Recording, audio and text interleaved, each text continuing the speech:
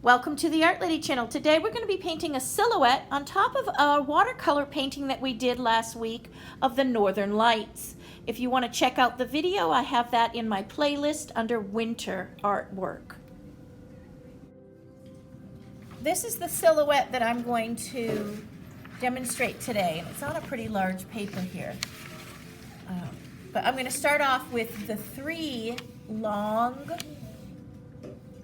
trees, and then we'll do two on this side. So we're going to start with that, and I'm going to just hold my paper for this project. You can either hold it horizontal or vertical. Since my picture plane is more horizontal, that's how I'm going to demonstrate it, horizontally. So load up your brush, and starting at the bottom of the page,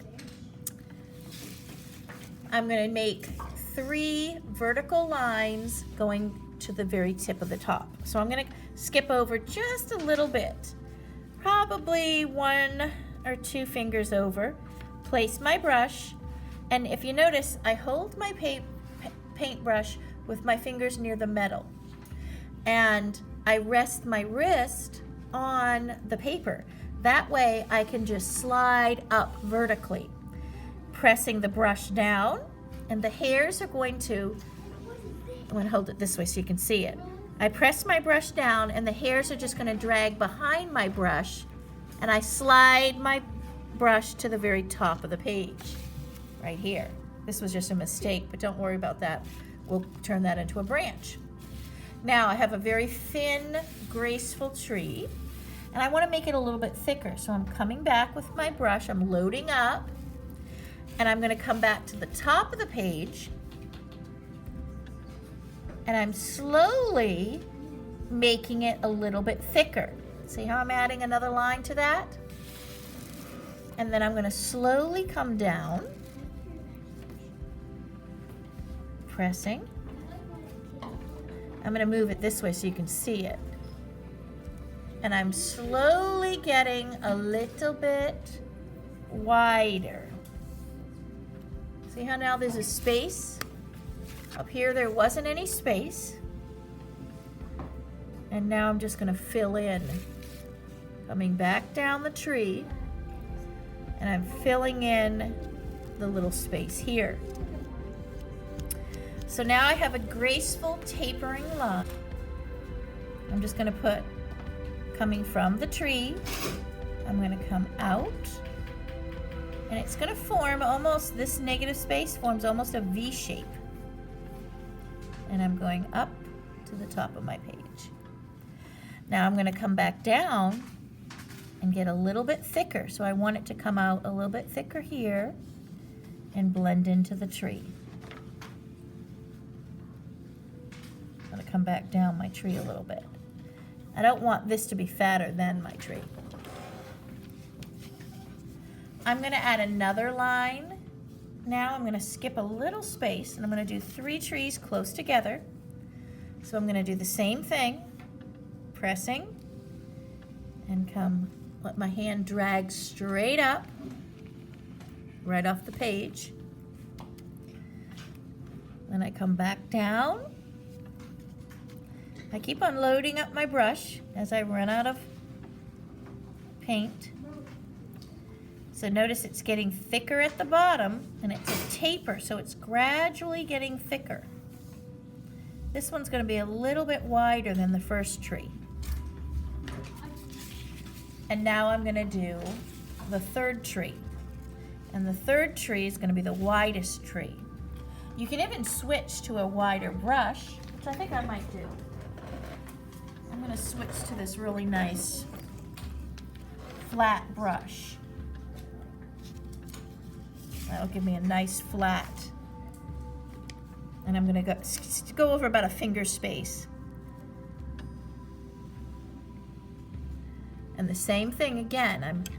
I'm dragging my hand and go right to the top of the page and right off. And if you need to fix any bumps in here. Now it doesn't have to be perfectly straight. Trees in the forest aren't exactly perfectly straight. Now I'm coming back from the middle, and I'm going to taper it. So I've only gone over, look at that, a little bit more on this side. I want this to be a gradual. And then I'm going to come off the side here, the same. See how it's a little bit wider than the original. I'm going to come back up. I'm going to do the same right up off the page. Coming back down. Just making it a little bit wider. I'm going to taper it. So now I have 3 lines on this side, and then I'm going to make it asymmetrical and balanced, meaning not the same on both sides. So there'll be 2 on this side. So I'm coming down here. I'm going to come to my other edge, and I'm going to do 2. Skipping over. This is going to be 1. Coming back down with a slight taper.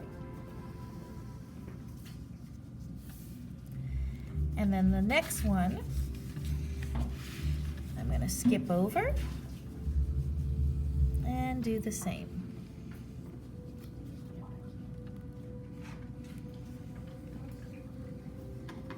And then taper it and taper it. So if you do this as a slow process, you don't want to rush anything. There, this one's a little bit wider, but I like it. So now I have all the 5 trees, and now I'm going to go back to my thinner brush. So here's the difference in brushes. Let me show you close up. I have a flat, right here, brush, and then this is a round. And this one I'm going to use for my branches. And I'm just going to have a few branches. If you're in the forest, and these are like maple trees, or these will be like young oak trees, when you're in the forest in the winter, the branches, there's not a lot really low to you.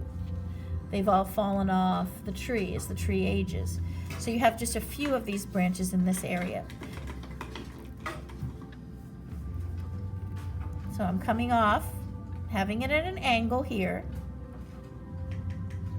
And then where it meets the tree, I'm going to get it a little bit thicker.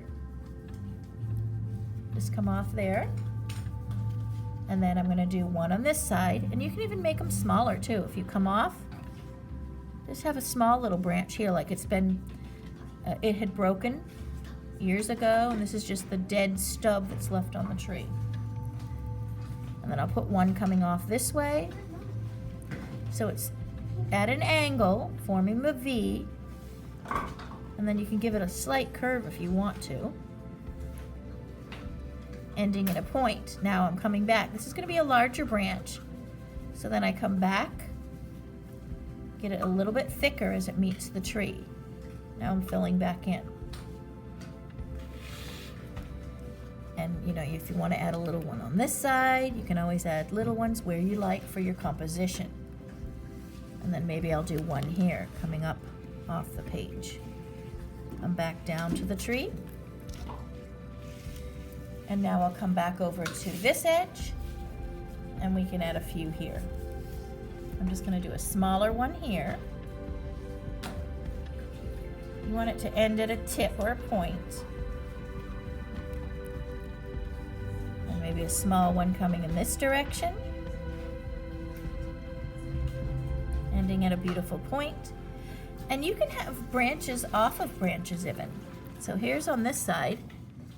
I can come with a really small one here. And maybe a small one in this area. But when it comes back to the branch, it's a little bit thicker here at the bottom. So whatever pleases you for your composition on your branches. I mean, you can even make it into shapes, coming out to form something in between. Yesterday I had a kid in one of my classes make the negative space in between these branches was almost a heart shape. So she had some branches coming down, and this one would come down. And so she wanted to form this heart that the branches were making, which was kind of interesting, to play with the negative shape, meaning the space that's in between branches. So you could have fun with that as well. And when we do trees like this in Halloween or the fall time, we make spider webs in the trees. So there's a lot you can do with this project. But for this, we're doing some northern lights, and we're actually doing this on paper that has been previously colored with the watercolors for the northern lights. So here is some of the branch systems, but that's how you would do your branches. Now the next thing I'm going to do is we're going to put an animal at the bottom here, and I'm going to demonstrate to you how to do a deer. And the deer is pretty simple. And I'm going to do the male deer with the antlers, and that's really kind of cool because it'll go with our lines. It'll kind of match the lines of the trees. Those look similar to antlers. So here's the deer that we're going to do, and we're just going to do one. And if you look at this shape, it's almost right in here. I'll kind of paint it for you to see. It's almost a circular shape. So if we start off where we want the body of that deer, and go ahead and paint in a circle. And it doesn't have to be a perfectly formed circle. Actually, it's better that it's not a perfectly formed circle. So that's how I'm going to start my body of the deer. And I'm just free-forming and this is the male deer. The female deer, in this particular view, this would be almost an oval shape to start off. But this is straight on front view.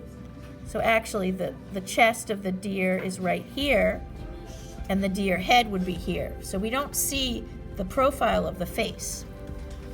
So I'm going to go ahead now, from the circle, I'm just going to come up and add like a number 11, paint that in. And then I'm going to put a number 1 in between, and I'm just going to round this. 1 here, rounding. On this side, fill it in, and I'm going to make it larger for you to see better. Right here. Now very carefully, I'm going to take my brush, this is a round pointed brush, and I'm just going to press diagonally, and I'm going to press diagonally on this side. And this will form the ears. I want it to be a little bit wider here, and a little bit wider here. So that's simple. And the legs,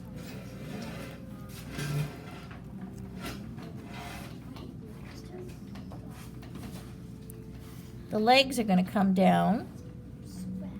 So I want one leg to come down here with a hoof. So I'm just going to press my brush, and the leg is a little bit wider at the top, so I'm tapering it and blending it right in. And I've got my hoof. I'm going to find the center of this leg, come on over. I'm going to put kind of a circular shape here. This is going to be the knot for his knee. And then I just come down with my paint, 2 lines. And then I'm going to come down straight, and I'm going to line it up with this hoof. And I'm just going to paint the hoof, come out, out, and across. Now I don't want that bulge to show. I'm going to taper that a little bit more. Right here, the taper of the leg. The next back leg is coming diagonal, and then I'm coming down straight. And I'm going to end the hoof higher up from this hoof. So a small line, just connect it and blend it in. And you can come back and adjust these shapes as you need to with the tip of your brush. That's the back leg behind the deer. Now I'm going to go ahead and add this hind leg. Diagonal line out. It forms almost like that triangle. Then we're going to come down straight, and then the hoof has an angle. This is diagonal lines. Right there. Now I'm going to blend it right in. smooth out any lines.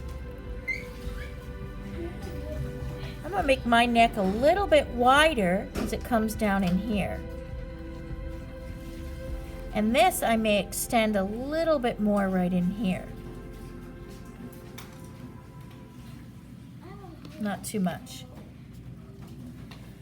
Now this I'm going to extend a little bit wider too. Mine was a little bit smaller. I'm going to make his ears a little bit bigger.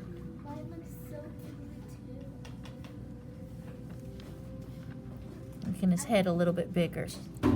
Just the proportion. My body was a little bit big for his ears here. So I had to make them a little bit bigger. So that's just by adjusting. You can always adjust a little bit. See how it's changing? And it looks a lot better.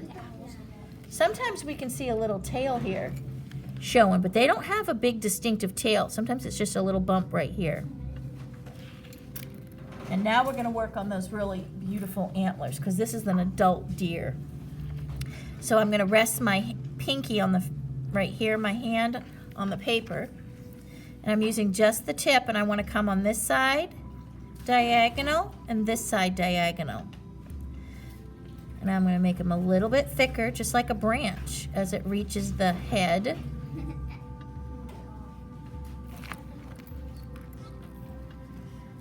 And now I'm coming out, and these antlers you can design any way you want to. I'm going to come out and up with a little curve, and I'm coming out and in with a little curve. So I want them to be symmetrical. That's one thing that the antlers are. They are symmetrical. And then they do have branches, just like a tree, which is going to make it beautiful because this is copying, the antlers are copying the tree. And I'm going to do a branch, almost a V, same thing on this side. And I find if I do one stroke and then the other on the other side matching, it's easier to make it symmetrical. Then I come down, and then I come down. If I were to make all the antlers one time and then try and do the other side, it's a lot harder, especially when you're just learning. It's helpful if you did it one at a time. So like I do this side, and then I go right back to this side and just do the opposite. Now I'm going to make these antlers a little bit thicker as they meet the head. And there is my little silhouette of the deer. Now you can put little sprigs at the bottom or just a little line of snow or to show he's not floating in the air. And you know, decorate it the way you want to. Add more, let me show you, bring it back out. You can add more branches. You can do some other winter animals. Let me show you this little worksheet I made for my kids. This worksheet, I drew some winter animals. So if they don't want to do the deer, they can always do some birds, puffins. These are some penguins, polar bears, walruses, some seals, and you know, anything like that down at the bottom here. I had a girl the other day, I'll show you on the end, at the end of this video, look through and you'll see some of my student examples. She did two little squirrels here with a bunny, and it looked precious. So have fun creating your silhouettes, and be sure to check out the student examples at the end of the video.